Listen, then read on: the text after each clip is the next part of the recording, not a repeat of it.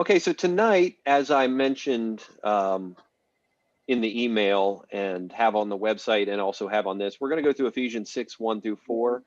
I have put in the follow-up passage just in case we have time to go through it, maybe 5 through 9. I'll go ahead and read all the way from verse 1 down through verse 9, just in case we get to it. That way we can cover it. And again, I know I do a lot of talking in this and a lot of writing and cross-referencing, but if you guys have comments or questions or things you want to add that you feel is going to be beneficial, please do. I don't want this to be the Doug show. It shouldn't be.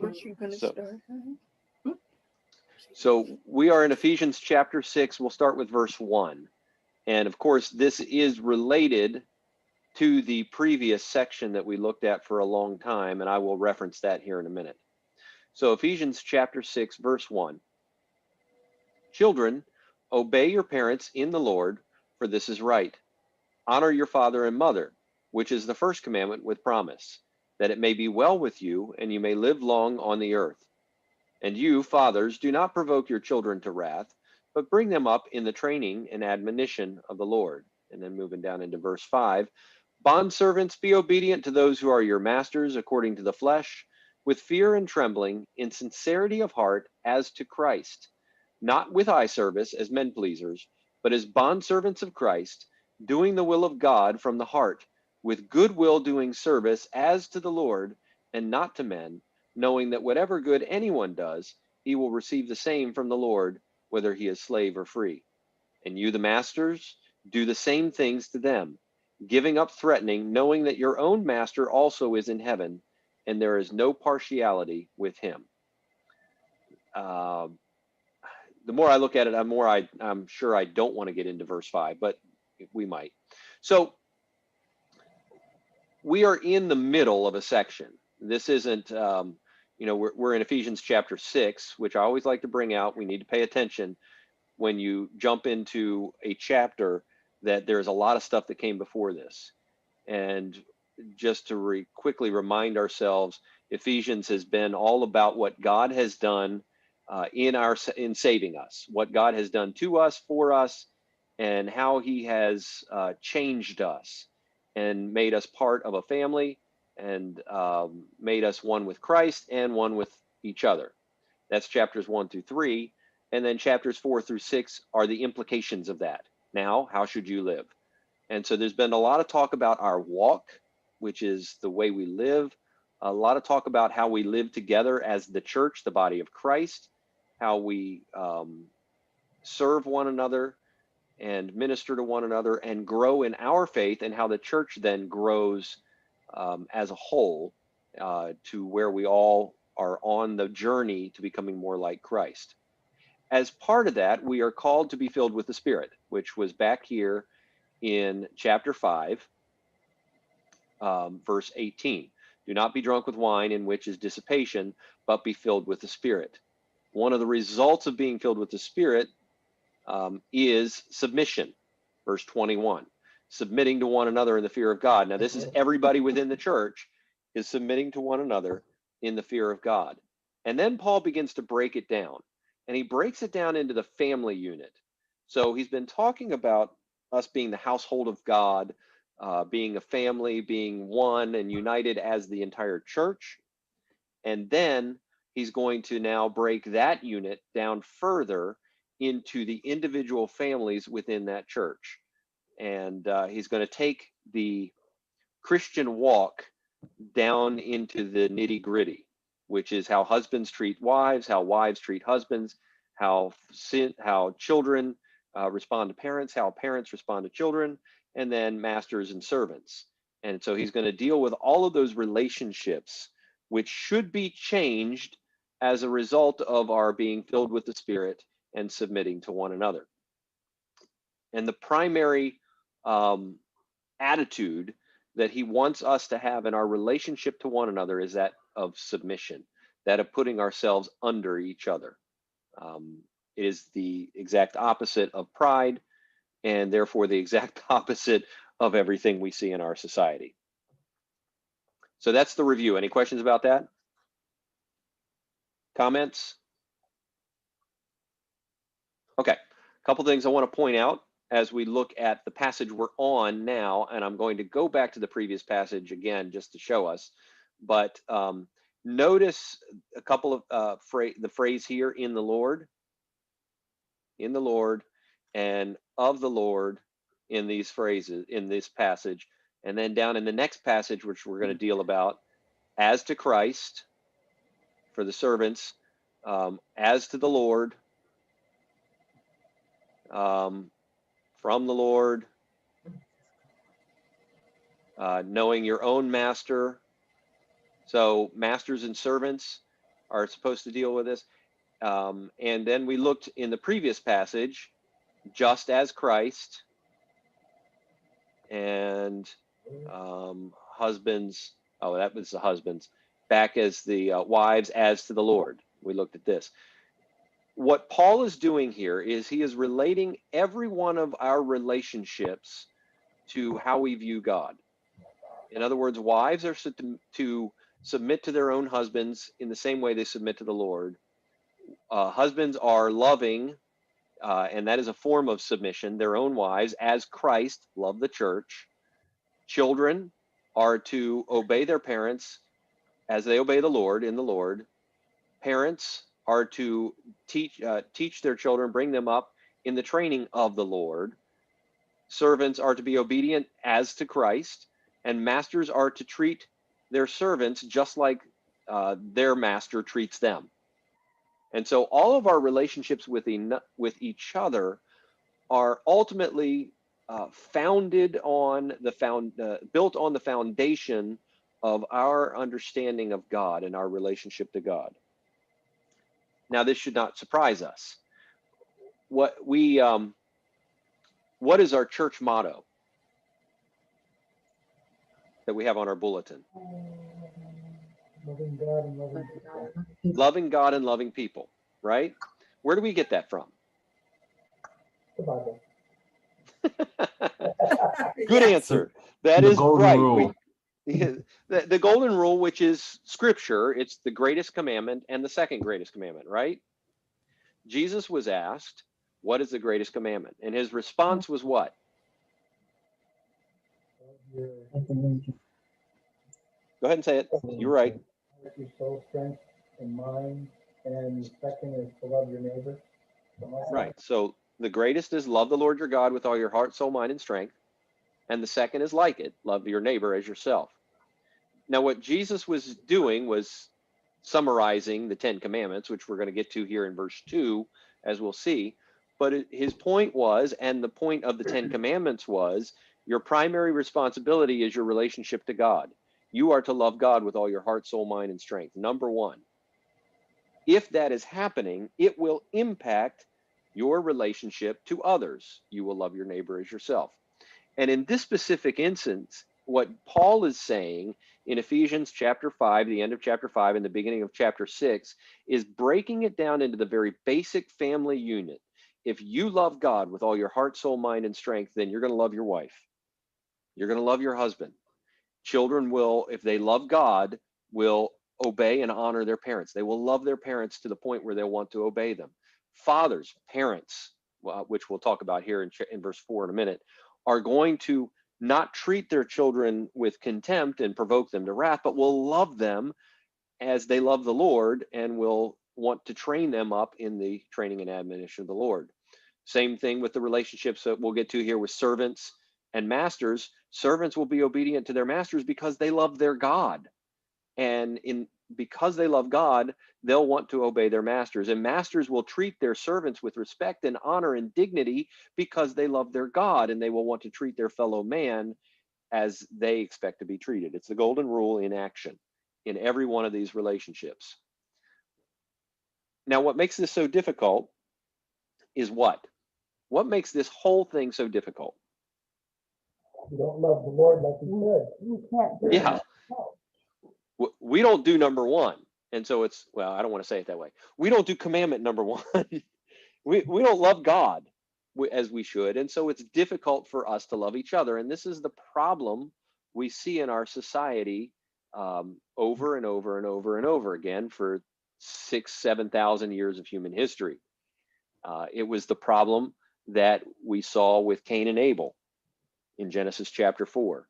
Cain did not love God with all of his heart, soul, mind, and strength. And therefore, when there was an issue with him and his brother, he didn't love his brother either. He killed him. And so we have this problem going on. And so the first thing we have to deal with is our love for God. And then we are expected to obey these commandments. Now, the first one he mentions here is children. It is the Greek word teknon, teknia. It just means a child. It's not necessarily even talking about a young child. It's talking about a child who's still under the authority of his parents. So this is not talking about children who've grown up and moved out of the house and have formed their own households. They then become the fathers or the parents. At this stage, the word children is referring to those who still are under the authority of parents. Now, the word honor, we'll get to. This command is a little broader. We'll get here in a little bit. So children are to obey their parents. How is the word obey different from what we see with wives? In verse 22. Submit. What's that? So obey is a command that you voluntarily do, and submit is something you're commanded to do. But remember, to submit is to be under somebody. Yeah, so you're right. Submission is to willingly put yourself underneath somebody. It does not equate to obedience, which is a forced putting underneath some, pretty much. You are required to obey. Submit is a voluntary, and obey is a requirement. Yeah. So I mean, that's the basic difference between the two. Now, these are both commands. Wives are commanded to submit and children are commanded to obey, but there is a different intensity with the word obey. With obedience, you don't have options. You obey. You do what you're told. It's, most parents of junior high kids or kids that are coming close to that age have often had to say, because I said so, right? A child says, well, why should I do this? Well, simply because you are commanded to obey. You don't have the option not to obey. Whereas wives in the previous section are commanded to submit, and that is more of a voluntary, mutual act of putting yourself underneath somebody. You're not in a form of, in a lower form of obedience. They're not on a higher rung than you. You are submitting your will to theirs in order for to bring about the greater good. So children are commanded to obey. Now, again, the word obedience, obey, literally, it's the Greek word for obey is hupakuo. I know that doesn't mean a whole lot to you, but literally it means to hear under. So you have the hupa, which is under, and that was the same word that's used in submission, whereas in submission you are to put yourself under. Hupakuo, of course, acoustics, we get from the Greek word kuo there. It literally means to hear under, and it means to follow instructions, to be subject to. And so you are, as children, to obey your parents in the Lord. The word obey in the New Testament has really two primary uses. It's used of a couple of different things, but used primarily of our obedience to God, or of something's obedience to God, maybe the creation's obedience to God. For one, in Mark 1:27, Jesus cast out a demon, and the people were amazed, and they said, what is this? What new doctrine is this? For with authority he commands even the unclean spirits, and they obey him. They didn't have any option. When Jesus said, come out, they obeyed. They did exactly what they were told. Matthew 8:27, the winds and the sea obey him. And so you see this word used of our obedience to God. It's also used of our obedience to a particular law or a particular standard, maybe a particular reality. You're slaves obedient to righteousness as opposed to obedience to sin, Romans chapter 6. And here and in Colossians chapter 3, it's used of children being obedient to their parents. And so children are commanded to obey their parents. This should not surprise us. I mean, this isn't the first time this has been around, is it? No. No. Where else are we aware of this kind of teaching? Well, the Ten Commandments would be to obey. Yeah, so the Ten Commandments, which he's going to quote here in verse 2, which we'll look at in a second, clearly says, honor your father and mother. And so that's Exodus 20:12, and we are going to look at that when we get to verse 2 in a second. But it is a clear principle established from the very beginning of the giving of the law that children are to obey their parents. And then throughout the law, throughout the Mosaic law, you have commands regarding that, and you have judgment on those who do not obey their parents. And so it's a very clear instruction in the Old Testament. Proverbs chapter 6, verse 20, the writer says, my son, keep your father's command and do not forsake the law of your mother.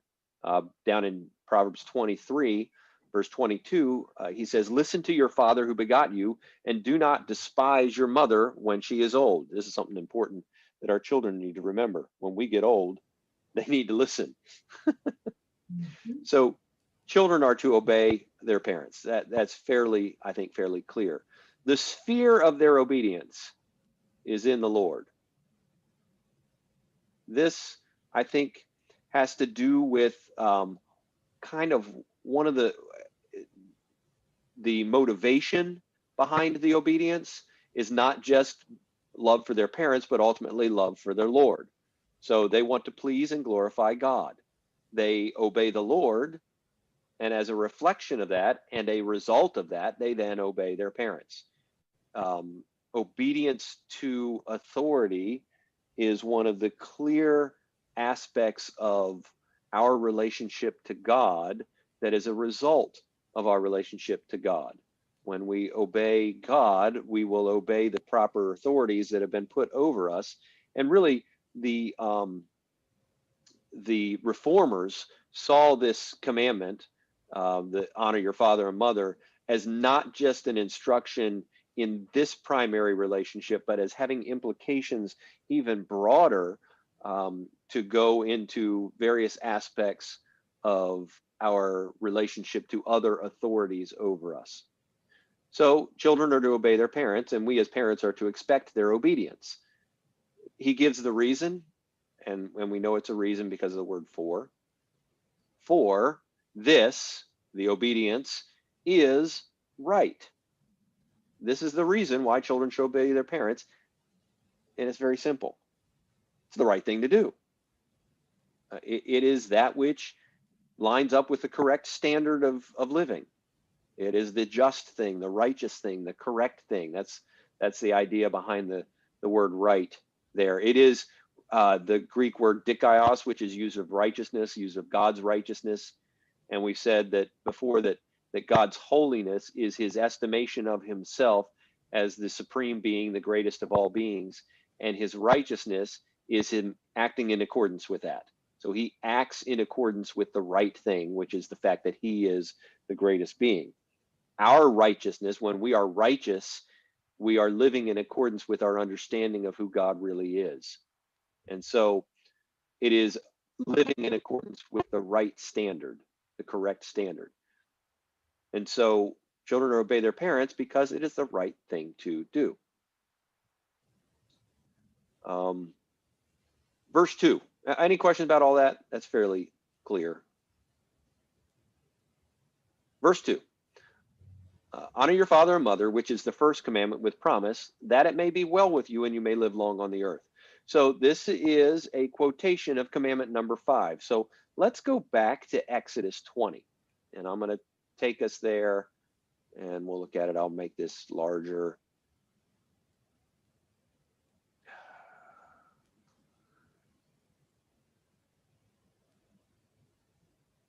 Okay, so Exodus 20. starts with the first couple of commandments. I am the Lord your God. And of course, the entire section of commandments is based on God's character, who God is and what God has done. I am the Lord your God who brought you out of the land of Egypt, out of the house of bondage. And then the first grouping of commandments signify our relationship with God. You shall have no other gods before me. In other words, no false gods, no worshiping false gods. You shall not make for yourself a carved image. This is not worshiping God in a false way. So no false gods and no worship of the true God in the wrong way, in a false way. You only worship God as he is established. God has never shown you what he looks like. Therefore, you do not make an image of God. Commandment number 3 is you shall not take the name of the Lord your God in vain. This, at the very least, involves the curse word GD, or taking God's name as a curse word. But in reality, it has to do with us not taking the name of the Lord on ourselves and lying about it. So not calling ourselves, in our case, Christians, and not living like it. Number 4 is remember the Sabbath day to keep it holy. This is setting aside one day in 7 for our connection to God and our relationship with God.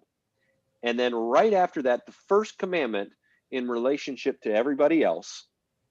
So once you get your relationship to God straight, the first relationship you need to work on is honor your father and mother, that your days may be long upon the land which the Lord your God is giving you. And this is what Paul bases his instruction on in Ephesians chapter 6, is this commandment, that it may be well with you. And so he says, honor your father and mother. Now, honor, what do we mean by honor?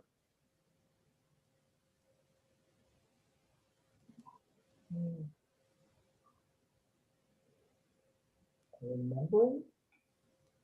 Say that again. Respect. Respect. That's a good word.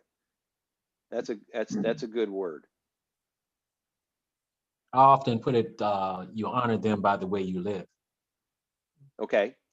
That's a great way to display your honor for your parents. It's actually the primary way you display your honor for your parents. We honor what we value. And so we place honor on things that we hold in high esteem or in high regard. For instance, in our society, there is honor given to athletes, to people with extreme talent, right? Athletes, musicians, actors, and actresses. We give them honor. We give them awards. They give themselves awards. we go see their movies. We pay them a lot of money because we hold them in high regard because of the talent they have. There's nothing necessarily wrong with that, although it can go way off center, which it often does.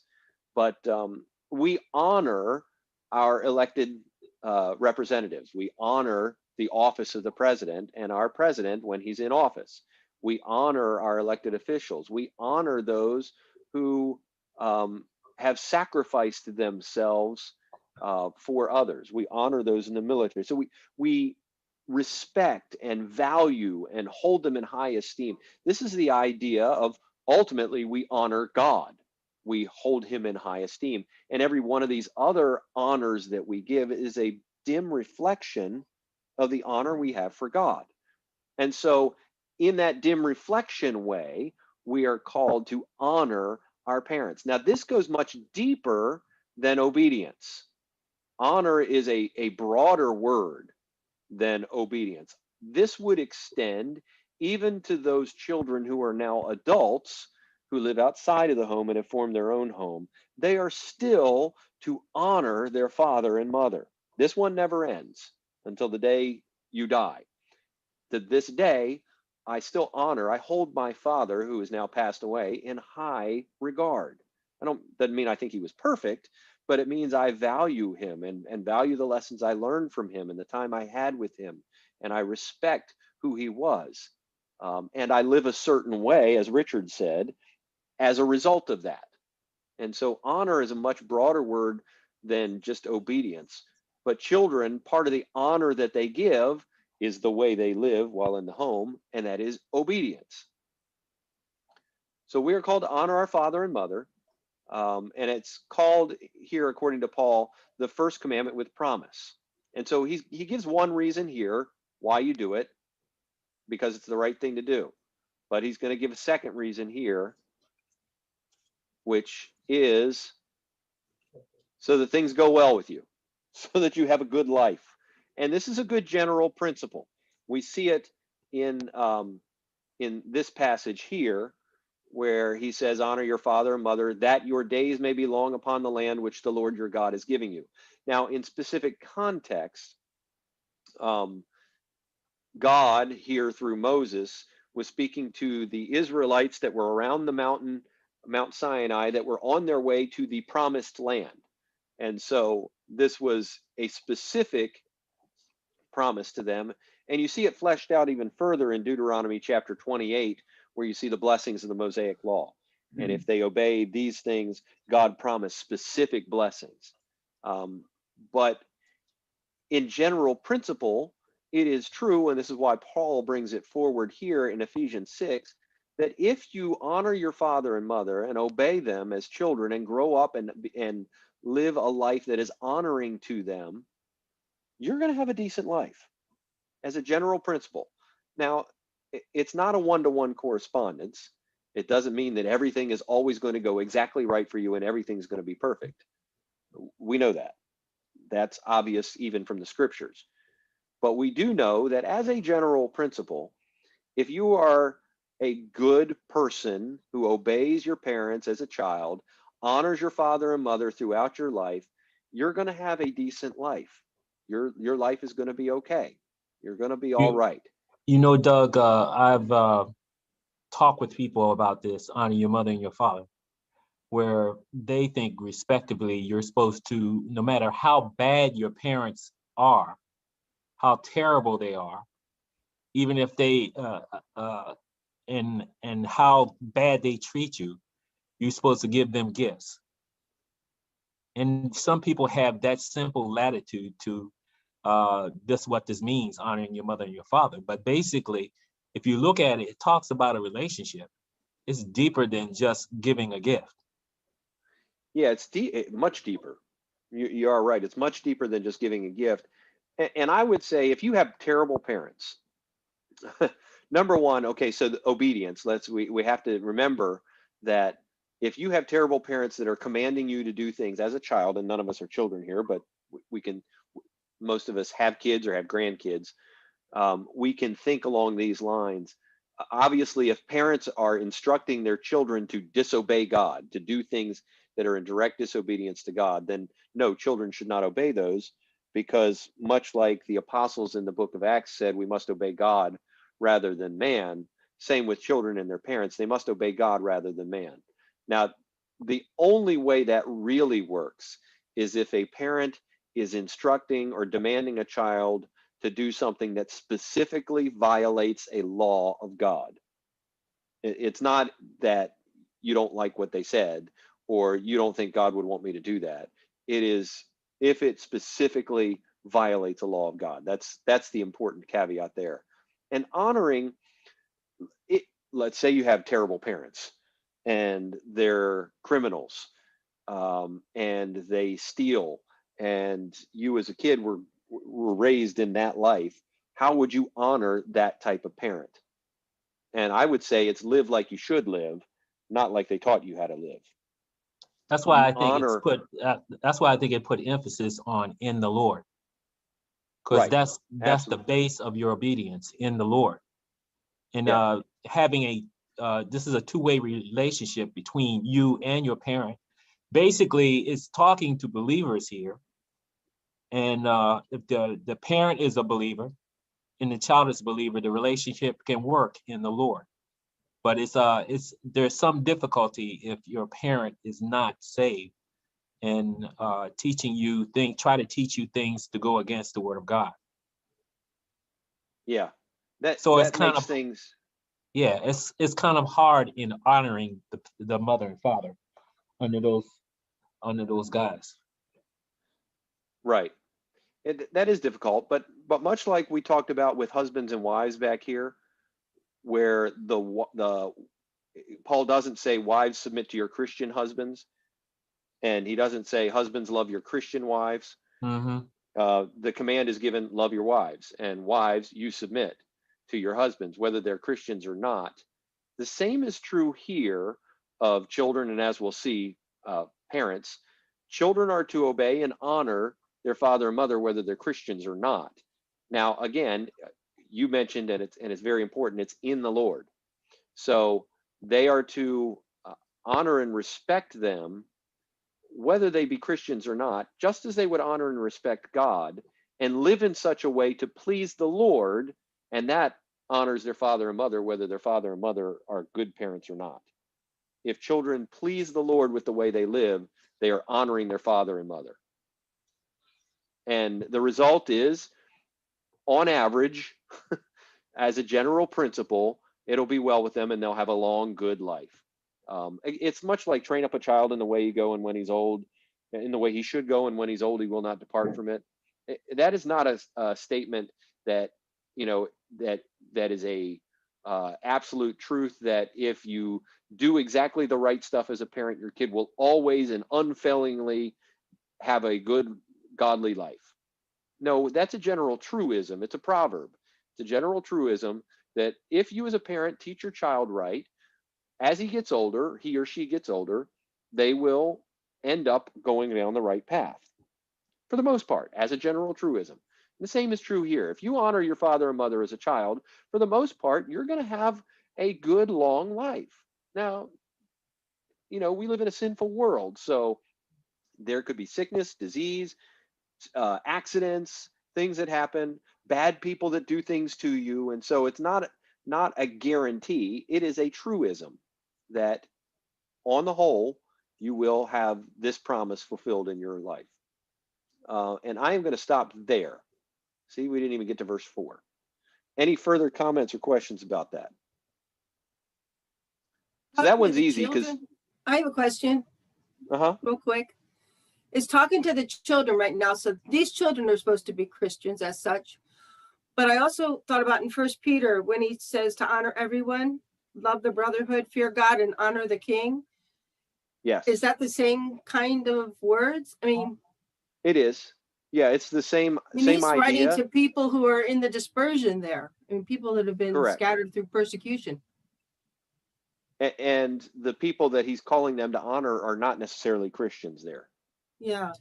So but they are positions of authority and all of that. So yeah, it's the same idea. You are to show respect and to those who are due respect, to those to whom you should give high regard. So good question. And I might pull that one back next week. So write that down and remind me to get to that. We'll bring that in again next week. I'm going to stop right here.